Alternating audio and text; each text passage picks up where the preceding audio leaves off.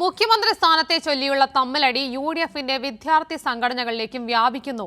ആരെങ്കിലും എഴുതിയുണ്ടാക്കുന്ന പേപ്പർ കഷണം വായിച്ചിട്ട് അതിന് തക്ബീർ ചൊല്ലുന്ന രീതിയല്ല കോൺഗ്രസിന്റെയെന്നാണ് കെഎസ്യു ഫാറൂഖ് കോളേജ് യൂണിയന്റെ ലീഗ് നേതൃത്വത്തിനെതിരെയുള്ള രൂക്ഷമായ വിമർശനം.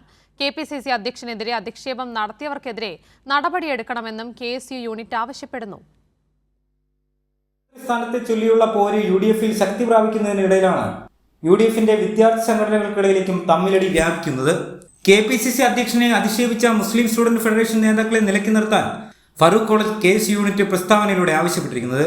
ഏതെങ്കിലും ഒരു കുടുംബം സ്ഥാനാർത്ഥിയെയോ വിജയിയോ കുറിപ്പിലൂടെ പ്രഖ്യാപിക്കുന്ന രീതിയല്ല കോൺഗ്രസിന്റേതെന്നും മുസ്ലിം ലീഗിനെ രൂക്ഷമായി കെഎസ് യൂണിറ്റ് വിമർശിക്കുന്നു.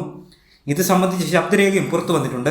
അഭിപ്രായം ലീഗിന് ഇതിൽ അഭിപ്രായം ഉണ്ടാവും, ലീഗ് അതിൽ അഭിപ്രായം പറയും, നാട്ടിലുള്ള പലരും അതിൽ അഭിപ്രായം പറയും, നമുക്കൊക്കെ അതിൽ അഭിപ്രായം ഉണ്ട്. പക്ഷെ ലീഗിലുള്ള അതേ അഭിപ്രായമുള്ള ആൾക്കാരായിരിക്കും നമ്മളൊക്കെ. അതിനൊക്കെ അപ്പുറത്തേക്ക് കെപിസിസിന്റെ പ്രസിഡന്റിന്റെ മുഖത്ത് നോക്കി മുദ്രാവാക്യം വിഷയത്തിലാണ് ഈ സ്റ്റേറ്റ്മെന്റ് ഉള്ളത്. അതാണ് സ്റ്റേറ്റ്മെന്റിന്റെ കാരണം. ലീഗ് അഭിപ്രായം പറയുന്നതോ എംഎസ് അഭിപ്രായം പറയുന്നതോ അല്ല ഇവിടുത്തെ പ്രശ്നം.